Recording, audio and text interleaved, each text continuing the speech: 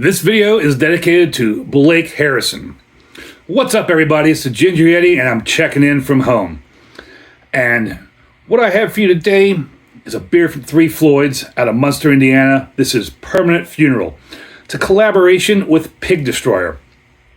And you saw me open, I said I'm dedicating this video to Blake Harrison. Blake is a gentleman that I've met a few times. I've been friends with his wife for a long time. He was in Pig Destroyer for probably 16 years, give or take. And unfortunately, he passed away back in March. Really unfortunate.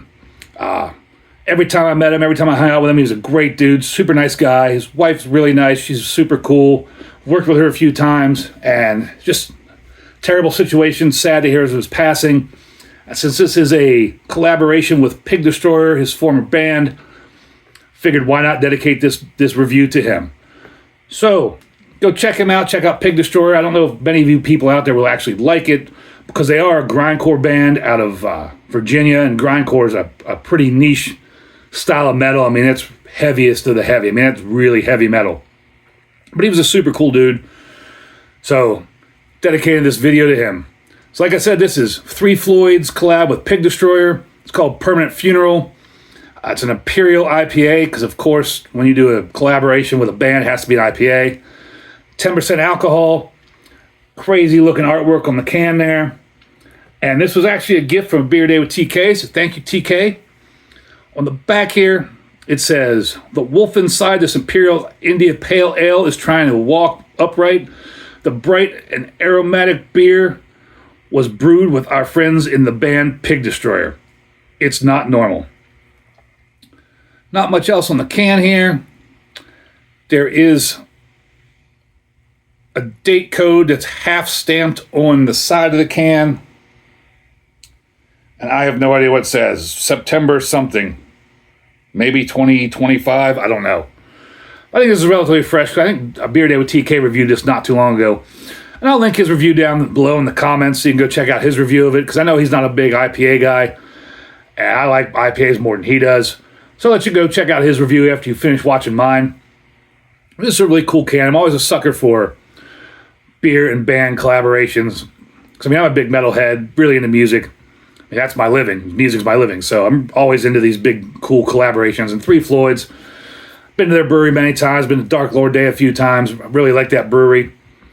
It doesn't list it on the can, but on Untappd it says this is 100 IBU. That's a lot of IBUs. I know a lot of brewers don't like to put IBUs on their cans because they think it's going to scare people away. But when you're doing IPAs, or big IPAs, who cares? You already know what you're getting into. Might as well put the IBUs on the can at that point. I mean, I would think the 10.5% alcohol would scare people away more than the IBUs would. Who knows? So let's just crack this one open and see how good or bad it is. On Untappd, this gets a 4.26 with 55.8 thousand check-ins. On Beer Advocate, it gets a 99 world class with 3,266 check-ins. Both of those are as of the recording of this video. And since there's that many check-ins on Beer Advocate, I'm going to give you the aggregate score. The aggregate score is a 4.49, a little bit higher than Untappd. And I don't know why, but all night long I've been pouring big heads. That is a giant monster head on that. Hopefully I can get some sense out of this. Tropical fruits. That is very tropical fruity. Yeah. Maybe a faint hint of pine on the back end, but that's all tropical fruit. And that's an orangey looking beer. I mean, I'm looking down in the probably about an 8 on my SRM chart from the winemaker shop. That is hazy, can't see through it. I think there might be some floaters in there. That is like a hazy, chunky looking beer. Big, massive, off-white, almost orange-tinged head. Very moose-like and just not going to go anywhere. Every time I pour a big head, it just sits there and sits there. Not going to go anywhere. So I guess there's nothing else to do but to chew through that head. Blake, here's to you, my friend. Wherever you are in the universe, hope you're enjoying some good beer and some good metal. Cheers, everybody.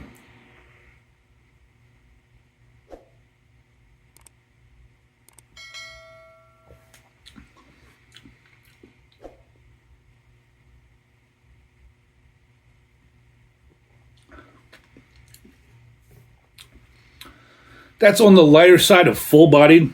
I mean, that's right on the verge of medium to full body. Don't really notice the alcohol at all. I mean, 10.5%.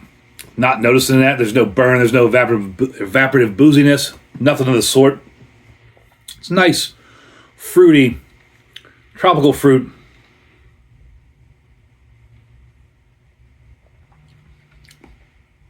And nice, fruity, tropical fruits.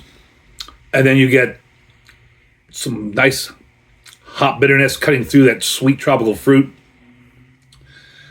And drying on the back end. I mean, this finish is super dry, which could be the alcohol. But it's super dry, making my mouth water. It's so dry. And you just get this, like, goes from that nice tropical fruit kind of fruitiness to this bitter back end to just straight drying that my mouth is just salivating. It's so dry.